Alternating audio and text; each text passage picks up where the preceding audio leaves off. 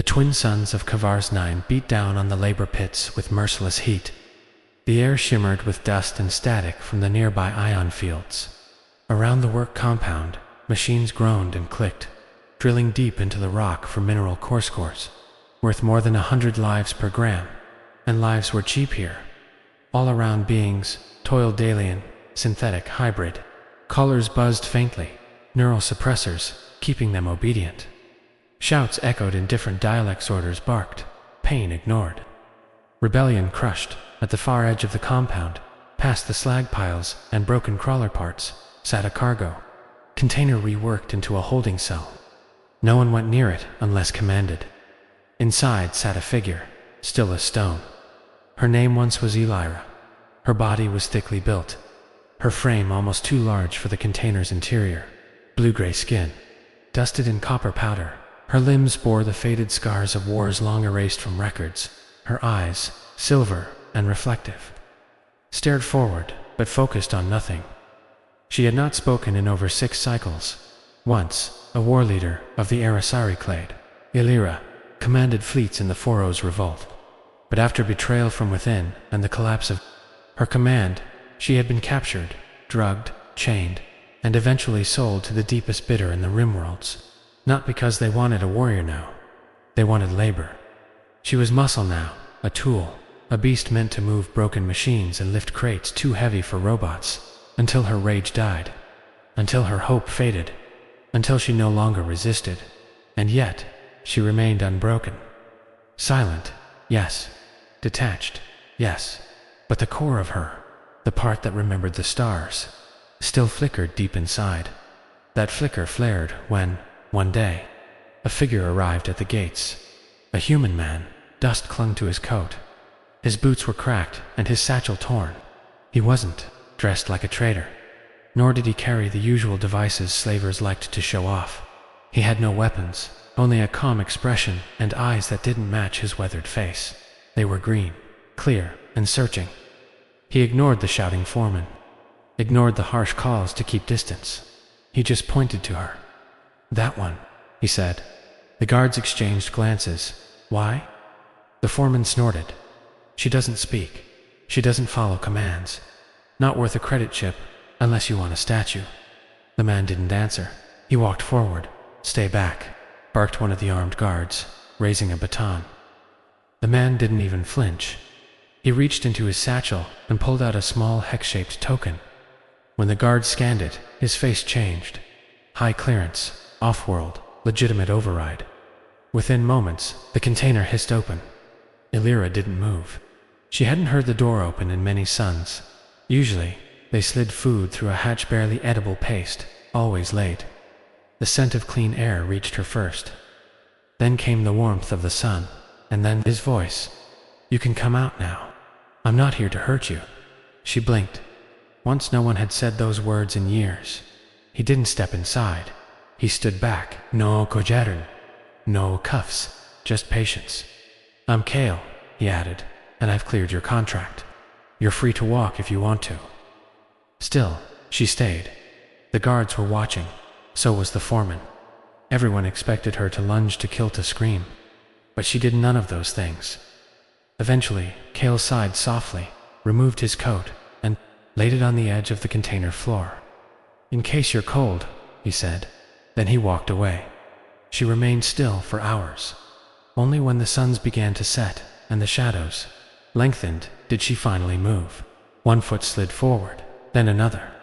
She stepped out, barefoot, into the light. Her knees trembled.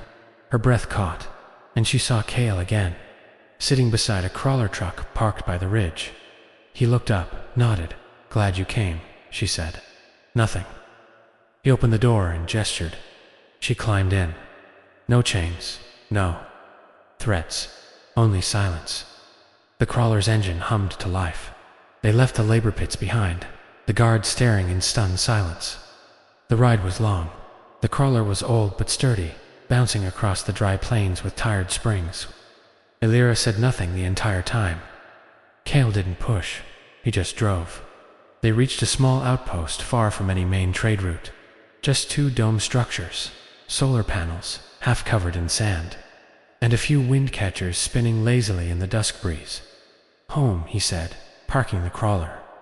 She stepped out, gaze scanning everything the world smelled.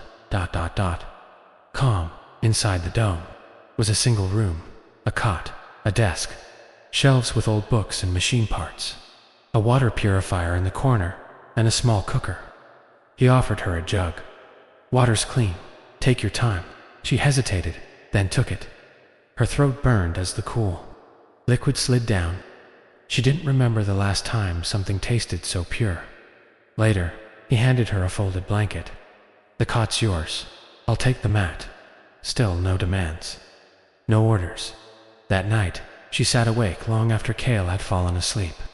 She stared at the stars through the small dome window. Constellations she remembered from her fleet days. She whispered her old name. Just once, into the darkness. Ilwyre, it didn't feel foreign anymore. The next morning, she awoke before Cale. Muscle memory kicked in. She cleaned the solar panels, checked the wind units. She didn't know why, just that it felt right. When Cale stepped out, surprised to see her working, she didn't meet his gaze. She only said the panel angles were inefficient. He smiled. She didn't, but something inside her flickered again. Over the next few days, she stayed. She said little, worked quietly. Cale never pried. He only showed her the systems when she showed interest. She didn't ask why he brought her here. Not yet. One evening, after a meal of dry root stew and fried fungus slices, she finally broke the silence. "You didn't buy me to serve you." "No," Cale said simply. "Then why?" He looked at her, eyes clear, expression open. "Because you didn't pretend. And I was tired of people pretending." She blinked. "That's all." He leaned back, arms behind his head. "I saw someone who hadn't given up." "Not really." She frowned.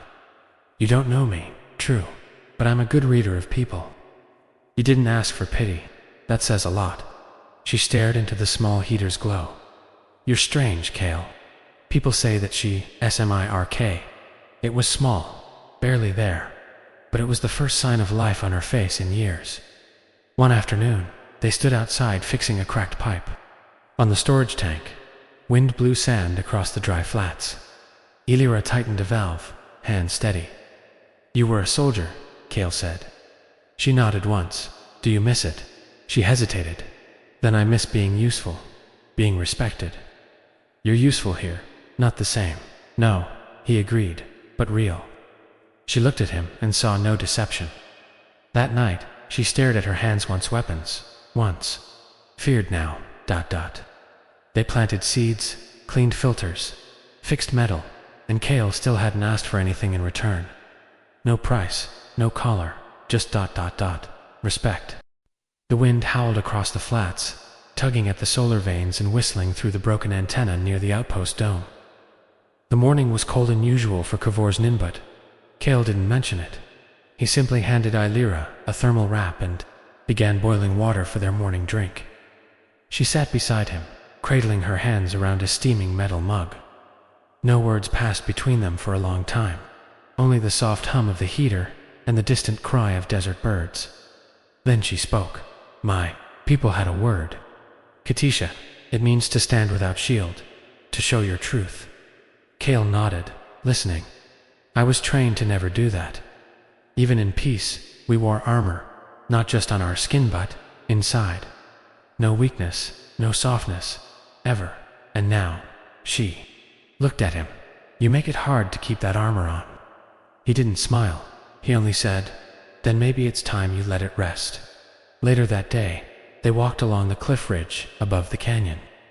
Cale was searching for a rare type of moss that grew only in shadowed, cracks good for binding engine tubing, apparently. Illyra didn't know why she followed. She wasn't ordered to, but her feet moved after him without question.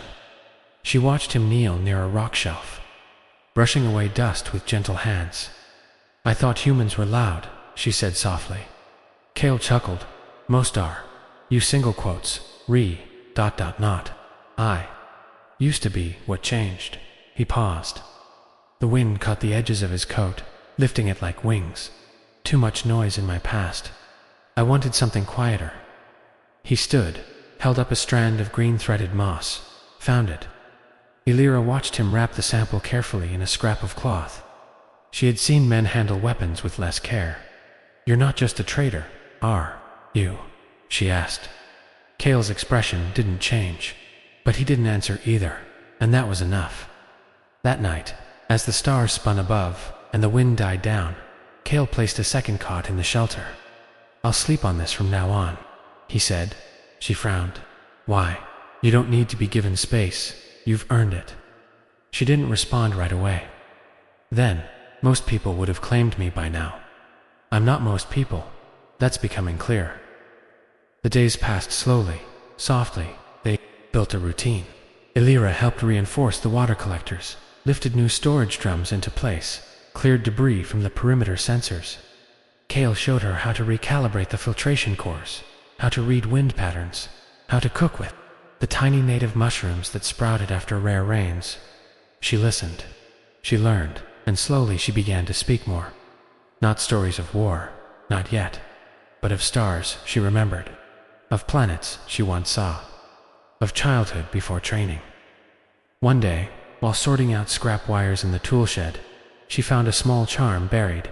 Under old batteries, a tiny metal emblem, shaped like a leaf. "This isn't yours," she said, handing it to Cale. "No," he replied, glancing at it. "It was someone else's." "Who?" He hesitated. "My brother." She tilted her head. "You don't talk about him." "No, dead." Cale's jaw tightened. "Not exactly. He stayed when I left. Believed in things I couldn't anymore." She handed the charm back. "Then why keep it?" "To remember who he used to be." She understood. She had once carried a pendant of her own, until it was ripped away by a laughing slaver who called it primitive junk. Some things were too sacred for chains to hold. One afternoon, a storm hit. Not wind or sand, but ion rain. Blue flashes danced across the sky, disrupting signals and buzzing the outpost's defenses. Cale was outside when it struck, trying to secure a solar panel. A bolt arced from the clouds and struck too close. He screamed, fell. Elira ran without thinking, without planning. She vaulted over the garden trench and slid down the gravel slope, reaching him just as his body twitched from shock. The panel had collapsed beside him. Sparks flew. She lifted it with one hand, burning her palm and threw it aside. Her other arm wrapped around Cale's torso. His face was pale, his eyes glassy. She carried him back, all the way, not once stopping, inside. She laid him gently on the cot and checked his vitals. Breathing ragged, but stable. Pulse weak, but present. She didn't know human medical training, but she knew survival. She wrapped him in thermal layers, fed him water, used the small stim unit in the emergency drawer to stabilize his nerves. When the storm passed and his eyes fluttered open, she was sitting beside him, singed, burned, and silent. "You, ... Caught me," he rasped. "Don't be stupid," she muttered. "I carried you." He smiled weakly. "I knew you had it in you." She scowled, but her eyes shimmered. "You could have died," she said. "I trusted you." "You shouldn't have." He looked at her then, not just with gratitude, but with something else. Something deeper. "I did, and I was right." For 2 days, Cale rested. Elira did everything. She cooked, she fixed, she even fed the desert birds that nested near the outpost roof. She didn't ask for praise. She didn't ask for thanks. When Cale was strong enough to sit again, she handed him a drink and stood back. "You saved my life," he said. "I owed you." "No, you didn't." She paused. Her voice was quiet. "You gave me mine back. I didn't even know I'd lost it." That night, as the stars wheeled above them, she stood outside the dome and whispered again, "Elira." It no longer felt like a ghost. Then came the signal. A low-frequency ping from the long-range scanner, something off-world. Cale tapped the console, frowning. "What is it?" She asked. "Ship. Small. Registered to the Orokin Relay Guild. Slavers." She asked, sharply. "No. Scouts. Couriers. Are they coming here?" Cale studied the readout. "Looks like it," She tensed, her shoulders squared, hands clenched. Then I'll leave. Cale looked at her, startled. What? They'll ask questions. About me. About you. It's safer if I'm gone. No. She blinked. No. You're not leaving because someone might look at you the wrong way. I'm dangerous, she growled. To them. To you. Cale stood. His voice was quiet but firm. You're not a weapon, Illyra. You're a person. One they don't get to define anymore. She stared at him. You really believe that? I do. She looked down at her hands. Then I'll stay. When the ship landed, the dust kicked high, coating the sky in rust-red clouds. A lean courier stepped out, a human woman, scar across one cheek and visor over her eyes. Cale, she said, smirking. Still alive. Barely, he replied, shaking her hand. I brought your parts. Fuel cells, filters, and a new COMM unit. Illyra watched from the shadows of the outpost dome. The courier glanced at her. You hire help, Cale answered. She's my partner. The woman raised an eyebrow. Big one. She's got a name. The courier looked at Illyra again, then nodded. Good to meet you, then. After the ship left, Illyra returned inside. She didn't speak for a while. Then, why did you say that? What? That I was your partner. Because you are. She stared at him. I work, she said slowly. I help. But that doesn't mean. Cale stepped closer, not touching her, just ... Near, you stand beside me, not behind. That makes you my partner. Not property, not burden, just ... You. Her voice cracked. No one's ever said that. He tilted his head. Then they were wrong. That night, she couldn't sleep. She sat by the heater, holding the old leaf charm Cale had left on the shelf when dawn came. She stood. She walked to Cale's cot and stood beside it. I remember something, she whispered. He opened one eye. Yeah, I used to sing just to myself. Before battles. For courage. He sat up slowly. What song? Her voice trembled. It's in Arasari tongue. You wouldn't understand. Try me. So she did. A low hum, a rising note. Words formed in a tongue that hadn't echoed in this galaxy for decades. Cale didn't understand a word, but he felt every one. And when she stopped, he whispered, You should sing more. She looked away, maybe, then turned back and smiled. Really smiled. The days after the courier's visit passed like silk through Sandsoft, unnoticed, but full of small weight. Illyra rose early now, often before Cale. Her footsteps steady and deliberate as she moved through the outpost's routines. She no longer waited for permission. She chose to stay, to move, to help, and Cale never questioned her choices. One morning, she stood in front of the dome's outer wall, staring at her reflection in the curved metal. The sunlight caught the faint shimmer of her skin, her strong shoulders, the lines beneath her eyes. I don't look like I used to, she murmured. Cale stood beside her, sipping from a dented metal mug. None of us do. I meant before. The cages. I know.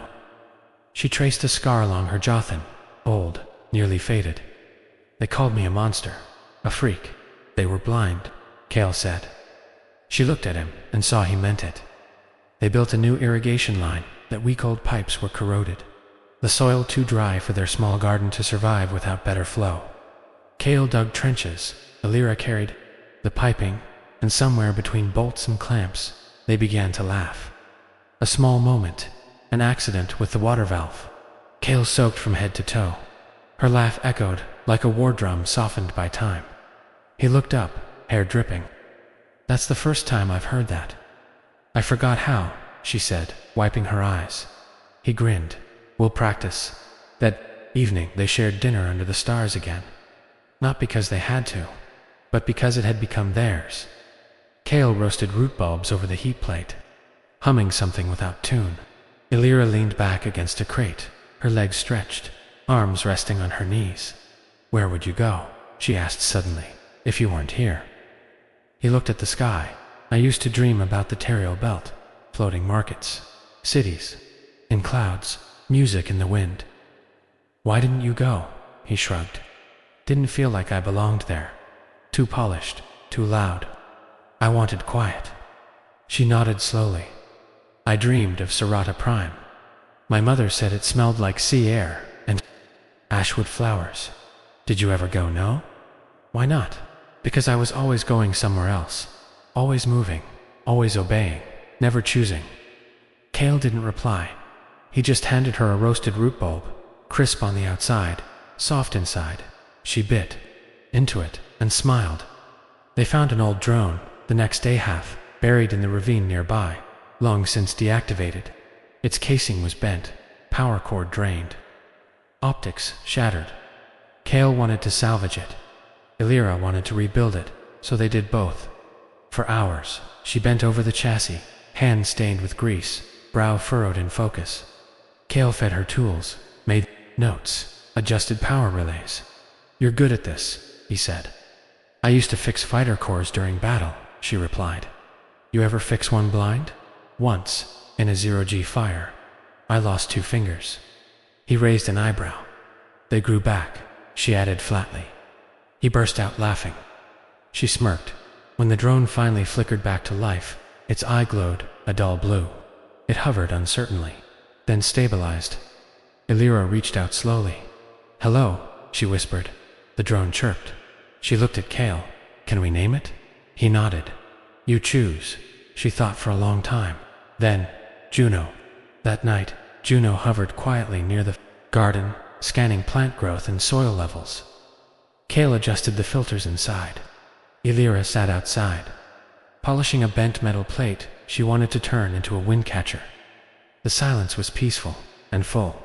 Not empty like it once had been, but peace. Like all things, cracks. And the crack came the next morning. It started with a come ping.low-band. Encrypted.cale stared at it for a long time before opening the message. Illyra noticed the shift in his breath, the tightness in his shoulders. What is it? He didn't speak right away. Then, a contact from my old life. Someone I hoped never to hear from again. She waited. They want a meeting. Close nearby. Why? Cale stared out the dome's window. They didn't say, which means it's serious. By dusk, he had packed a small satchel water, stun flare, communicator chip, and a short blade. Illyra watched him strap it on. You're going alone? I have to. No, you don't. He looked up at her, surprised. I mean it, she said. You don't have to face ghosts by yourself. This ghost might be dangerous. I'm not afraid, I am. She frowned. I'm afraid, Cale said quietly, of what I might have to do, or who I'll have to be. Then I'll remind you, he blinked, of who you are now. She finished. They left at first light. The rendezvous point was a burnt-out way station 2 hours west, half collapsed and long abandoned. Juno stayed behind to watch the outpost. The road was silent, dust blue. Across their path, birds circled high above. Illyra walked beside Cale, not behind. Always beside. I never asked, she said suddenly. What were you? ... Before all this, Cale didn't answer for a long while. Then, a soldier, like you. Her eyes narrowed. You, he nodded. Recon, infiltration, data theft, cleanup. She stared. You killed people. Yes. Willingly then. Yes. Now. I wish I hadn't. She didn't ask more. He didn't offer the station came into view, dark, silent, cracked from the storm seasons. Cale told her to wait outside. She refused. Together, they stepped in. The air smelled like rust and old battery acid. Debris littered the floor. A console blinked softly in the back. Then, a figure stepped from the shadows. A woman, human, sharp eyes, cloak woven with static-resistant thread, an old blaster at her hip. Cale, she said flatly. Rin, you look... older, I am. Her eyes flicked to Illyra. Friend, partner, Cale replied. Rin smirked. Big upgrade. Illyra didn't speak. She only watched. Rin reached into her pack and tossed a small cube to Cale. It rolled across the floor and stopped at his feet. What's that? He asked. Coordinates for what? A target. I'm not in the game anymore. You might want to be. Kale looked down at the cube, then up. What did you do, Rin? I didn't do anything. But someone from your past did, who? She hesitated then. Your brother. The air shifted. Kale went still. He's alive, and dangerous. He's not the man you remember. He's running a private army, slaver-funded hybrid tech. He's building something on a moon near the fringe. Kale clenched his jaw. He asked about you. Why? Because you left. Because you're the only one who ever said no. Kale looked at Illyra, then back at Rin. What do you want from me? Stop him. Or at least ... talk to him, before he becomes something no one can fix. On the walk back, neither spoke for a long time. Only when the outpost was in sight did Illyra say, You have to go. Kale nodded. I'll come with you. He turned sharply. No, it's not your fight. She stepped in front of him. I choose this. He looked at her searching, afraid, grateful. You don't owe me anything. I'm not doing it because I owe you. Then why? She placed a hand over his heart, light, steady. Because this time, I choose who I stand beside.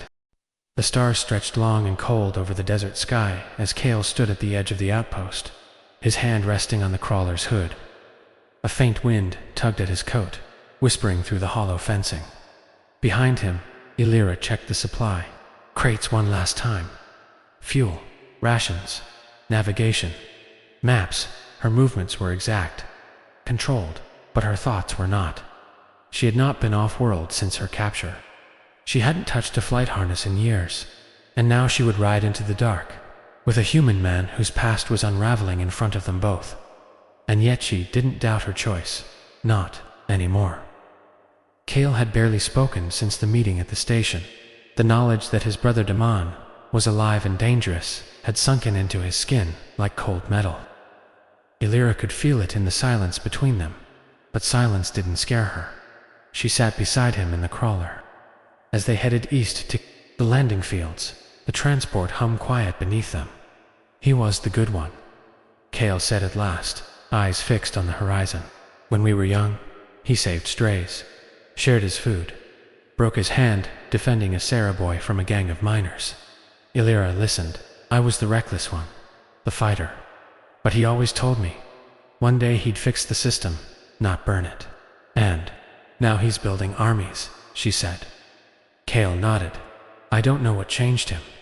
She spoke slowly. You said no one ever gave me time to heal. Maybe no one gave him the chance. The ship Kale had hidden was old, buried beneath sand, in a camouflaged docking vault keyed to his voice. Illyra stood beside him as the ground shifted, a hatch opening with a long metallic groan. The vessel inside was sleek, once now worn, patched, and matte gray from solar exposure. She had no name, just like Illyra once had. They stepped inside. The lights flickered, then stabilized. Systems came online. The engines purred faintly, recognizing their pilot again. As Kale ran checks, Illyra walked through the narrow halls. Her fingertips brushed the walls. They reminded her of ships long past, ones she had commanded, ones that fell with her people inside. She sat in the co-pilot chair, and when Kale turned to look at her, she nodded, ready. The launch was smooth. The world dropped away beneath them, replaced by stars, too distant to name. Kavar's 9 shrank into a pale dot. The past shrank with it. They said nothing for hours. Drifted through void and wake. Checked readings. Ate in silence. Until finally Kale spoke. I'm afraid of what I'll find. You're allowed, Illyra said. I don't want to lose myself. You won't, she said. Then, softer, you found yourself already. He turned toward her when she met his eyes. When you saw me, the coordinates Rin had given them led to a moon called Varus. Orbiting the gas giant Tolar V, the moon was cold, scarred, its atmosphere thin but breathable. Long-range scans revealed structure's military patterns and energy readings far above average. Power signatures are mixed, Kale said, reading the console. Human base code, Arasari interface. Some hybrid core components, Illyra's blood chilled. That's our tech. He looked at her. Your people. She nodded slowly. What's left of it? They landed on the dark side, behind a jagged ridge, shields low. No beacon, no broadcast, only quiet resolve. They dressed in weather gear and loaded light arm scale's old pulse sidearm, a scanner drone, and a flare packed. Illyra took nothing. Her body was weapon enough. They approached the compound on foot, the ground crunching under their boots. Towers loomed in the distance. Lights flickered. Automated cannons swept across the frozen plain but didn't detect them. Cloaking grids still worked. They stopped at a broken relay post. Cale crouched, accessing a back channel through the rusted terminal. Security's weak, he said. Or bait, Illyra muttered. He looked at her. Still want to go in. She straightened. I said, I chose this. He smiled. Right. Inside. The compound was a ghost of military brilliance. Clean corridors, automated lighting, walls reinforced with fusion steel. But it was too quiet. No guards, no voices, just silence. Too much of it, then dash footsteps. From the corridor ahead, Illyra tensed, hand raised, but Cale lowered her arm. I know that sound, he said. A figure stepped into the light. Broad shoulders, black coat, short-cropped hair, grayed at the edges, and eyes green. Clear, identical to Cale's. Damon, Cale whispered. His brother stopped and smiled. Well, Damon said, you finally came. The reunion was not warm.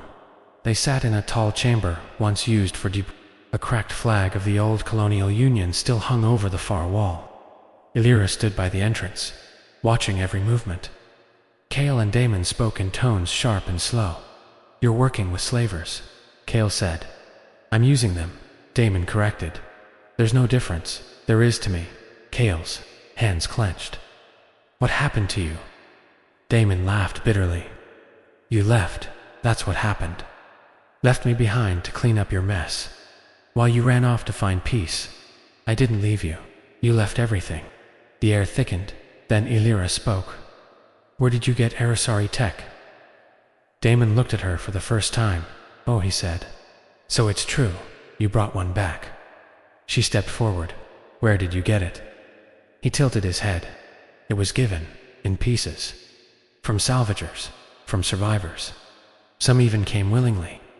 They didn't understand, she growled. They understood enough. Their worlds are gone. Their hope is broken. I gave them purpose. You gave them chains. Cale stood. You're building an army. Damon nodded. One that answers to no empire, no government, no idealist. Then what? Me. The argument didn't end in violence, but it ended in choice. Cale refused to join him. Damon let him leave, but his final words lingered in the cold. When the stars burn down, don't come crawling back. They returned to the ship in silence. Illyra sat in the co-pilot's chair again. Hands on her knees, head bowed. Cale leaned against the control panel. He's not the man I remembered. She didn't answer. I wanted to believe he could be. Saved. She still didn't speak. I failed. That's when she stood, crossed to him, and placed her hand gently on his shoulder. No, you chose to see the good. That's not failure. He met her eyes. Then why does it hurt like one? She thought of her city, of the warriors she once led, of the people who called her shield mother, and died anyway. Because love doesn't erase the wound, it just teaches us how to carry it. He rested his forehead against hers, and for a moment they shared silence. Not the kind that breaks, the kind that holds the flight back to Kavarazni. Was slow. They didn't rush, didn't speak much, just sat together when they reached the outpost. Juno blinked excitedly from the rooftop sensor. Illyra smiled. It felt like home. Cale stepped inside, kicked off his boots, and dropped his coat over the chair. She followed him, and for the first time since Michi removed her armor, piece by piece, not the metal kind, the other kind, the fear, the shame, the quiet. She stood beside him, tall and unhidden, and whispered, I don't want to run anymore. He looked at her. You're safe here. I know, but that's not why. Then why? She leaned close. Because now, I want to stay. The days after the confrontation passed like dust on glasslight, but never unnoticed. Kale said little. Illyra said less. But their quiet wasn't empty. It was full. Each morning, the outpost came alive again, with movement and breath, the sound of Juno's soft hovering outside, the hiss of the solar converter warming the shelter, the low thump of Illyra's heavy footsteps as she walked the perimeter. She had taken it upon herself to inspect the boundary sensors every morning. It gave her purpose, routine, and Kale never questioned it. Instead, he began mapping new satellite feeds from passing courier beacons. His hands were steady, but his thoughts flickered. Damon, the compound, the army. A storm was building, and they both knew it. That evening, while repairing a cracked irrigation tube, Illyra paused mid-motion. Kale stood beside her, holding the replacement valve, his eyes distant. She asked softly, "You're thinking about going back?" He nodded. "I have to. To stop him. To warn others." "You think he'll move soon?" "Yes." She set the tube down, wiped her hands on her belt. "Then we need to be ready." He looked at her. I said, "We." They spent the next 5 days preparing. Kale tapped into the old relay grid west of the canyon, patching its signal into a hidden uplink to the orbital trade bands. Messages went out coded, encrypted, careful not to allies, but to listeners, rebels, free stations even, old war criminals who owed him favors. The galaxy had no armies left, but it had witnesses. And sometimes that was enough. Illyra trained again. At first alone, then with Kale. She taught him the Arasari low form, a martial rhythm designed not for striking, but for control, balance, redirection. They moved together in the open field behind the outpost. Their feet kicked up dry soil. Their shadows twisted across the stone. At first, he stumbled, but she adjusted. Gentle corrections, hands guiding, breath, sync. I NG'd. It wasn't just practice, it was something else, something whole. On the 6th night, the part. Stars burned unusually bright. No clouds, no storms, just clarity. They sat outside the shelter on the stone bench. They had built together a slab taken from a broken water tank, now repurposed with care. Juno hovered a few meters away, blinking. Slowly in idle mode, Kale sipped his drink.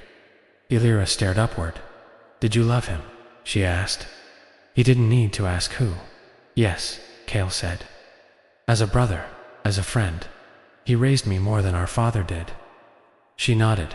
"I loved my sister the same way," she whispered. "When our city fell, I thought she died, but sometimes ... I wonder if she survived, if she became like me, sold, broken."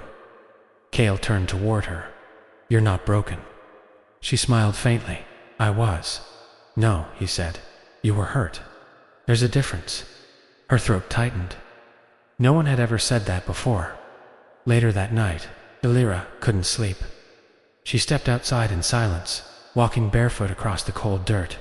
The stars looked down like old gods, uncaring, eternal. She knelt by the garden, brushed her hand over the dry leaves. Then she heard the door open behind her. Kale stepped out, barefoot too. Neither spoke. He walked to her, knelt beside her. His hand brushed hers. A silent question. She answered with a breath and a lean. They stayed. Their hands intertwined between rows of stubborn vegetables. Two warriors. Two refugees. Two souls who had forgotten how to be anything but alone. And now, maybe not. The next morning brought change. A message pinged through the relay grid. One of Kale's contacts, encrypted, fragile, but clear. Damon has moved. A fleet was forming near the edge of the Uran belt, hidden in the gravitational chaos of fractured moons and drifting ice. No trade routes ran nearby. No patrols passed through. It was the perfect place to build in secret and prepare for war. Kale stared at the message for a long time, then stood and packed. He didn't ask her to come. He didn't need to. She was already rolling the shield, packs, and checking her boots. Kale watched her from the side. "You don't have to do this. I know. You could stay here." Be safe. I am safe, she said. With you. He almost said something more, but didn't. Their plan was simple. Go, in quiet. Map the fleet. Find proof. Expose it. And if necessary, sabotage it. Kale had done worse with less. Illyra had survived worse with no one. Together. They were more than survivors. They were witnesses. The journey to the Uran belt took 3 days in long drift. They powered the ship low to avoid scans, curved through asteroid fields, and blanked their COMM's dot on the second day. They played a game, not one with rules. Just a memory exchange. One offered a name, the other a moment. Korish, she said. Was he the one with the broken laugh? Yes. He made tea from dried fungus and called it royal broth.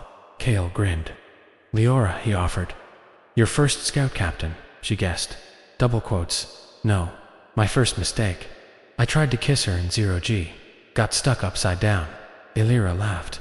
It echoed in the small ship-like music, never meant for instruments. On the third day, they arrived. The fleet was hidden inside a crescent of dead moons. Black hole cruisers floated in silence. No insignias, no beacons. Just cold design and brutal purpose. Illyra stared at the formations. Too many, Kale agreed. They couldn't fight them, but they didn't come to fight. They came to expose. They slipped into the dark. Small stealth pod deployed from the ship. Illyra piloted while Kale worked the scanner arrays. Every cruiser they passed carried slave signals, encrypted pulses of, but silenced dozens, Totans, and beneath one of the moons, structured part biological, part mechanical. It pulsed with eerie light. Kale's heart sank. They're building something. What? Not a ship? He pointed to the waveform, a weapon. Then a ping, short dash range. They single quotes deep in scene. Illyra gunned the pod's thrusters. Kale rerouted power to shields. Alarm screamed. Chasers were already coming. Fast, deadly too.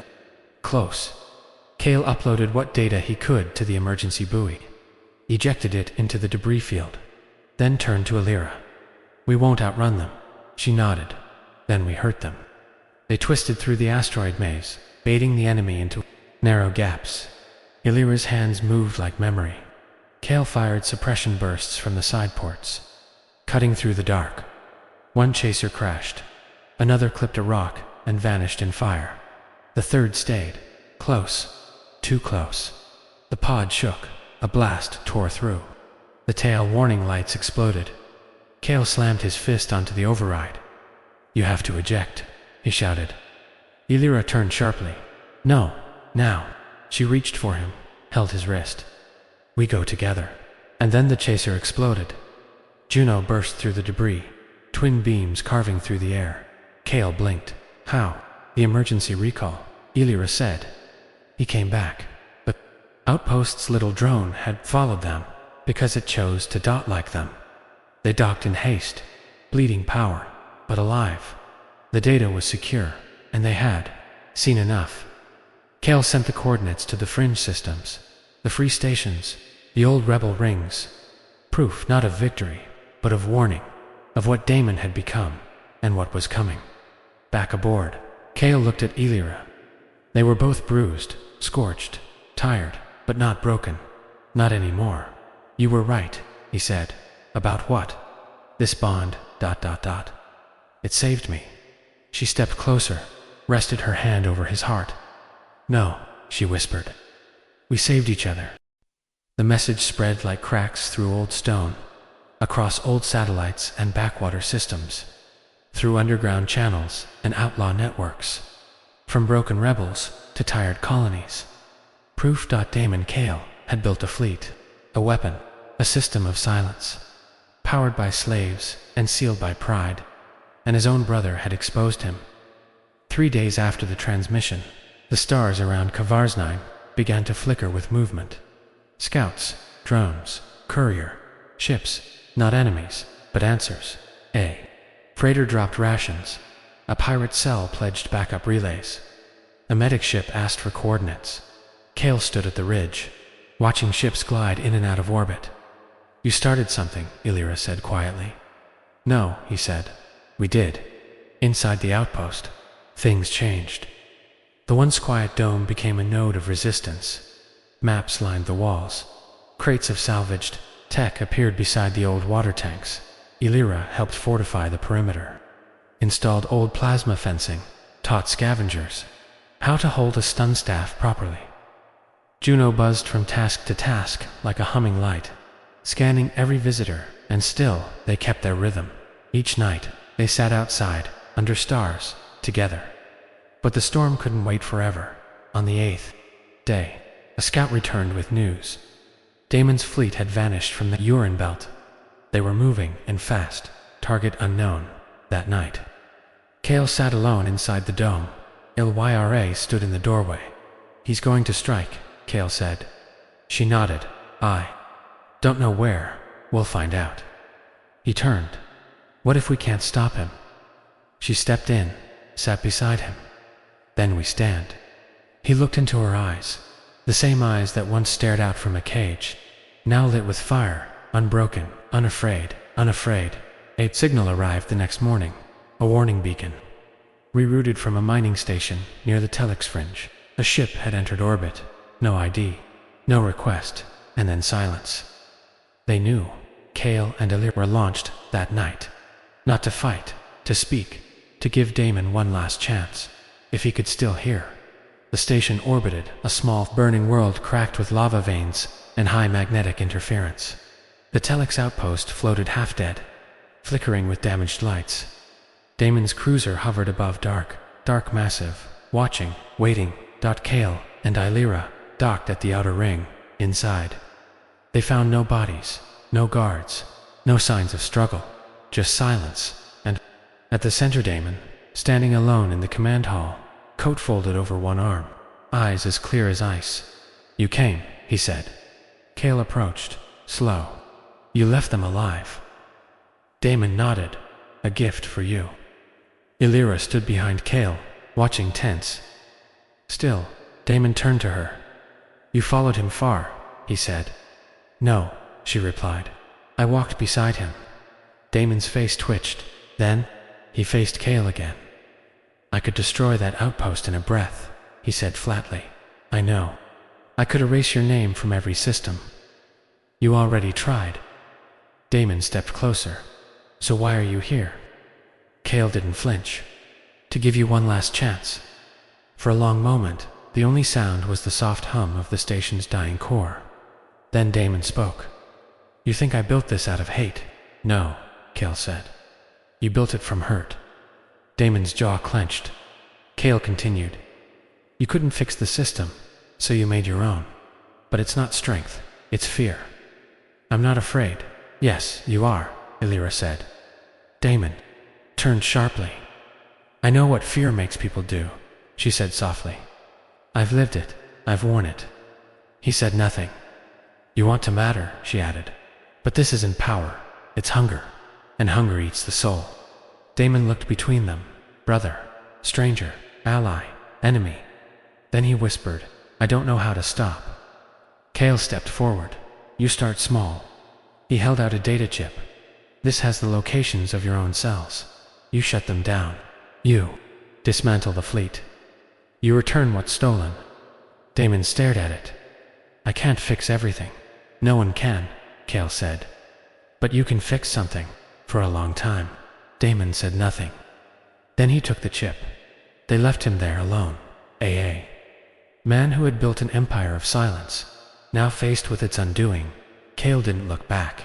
Illyra did. And for the briefest moment, she thought she saw him cry. The flight home was quiet, not heavy, not sad, just ... Still like breath after battle, like peace after the storm. Back on Kavars 9, the outpost returned to rhythm. The stars were quiet. The relays, HUMMED. Juno chased beetles through the garden, and Kale made 2 mugs of hot broth. He brought one outside, sat beside her, watched the wind brush against the dry fields. "You did it," Illyra said. "No," he replied. "We did." She turned. "Do you think he'll keep his word?" Kale stared at the sky. "I don't know." She nodded. "But I know this," he added. I'm not alone anymore. She leaned against him, warm, strong, real. The days passed, seasons changed. The stars kept spinning, but something stayed constant. A bond forged in quiet, a choice made again and again, to stay, to trust, to live. One evening, Elira stood at the edge of the garden, watching the twin moons rise. Kale stepped beside her, and she whispered, "You know what I think?" "What?" "This isn't the end of the story." He smiled. "No," he said. "It's just the part where it starts to matter."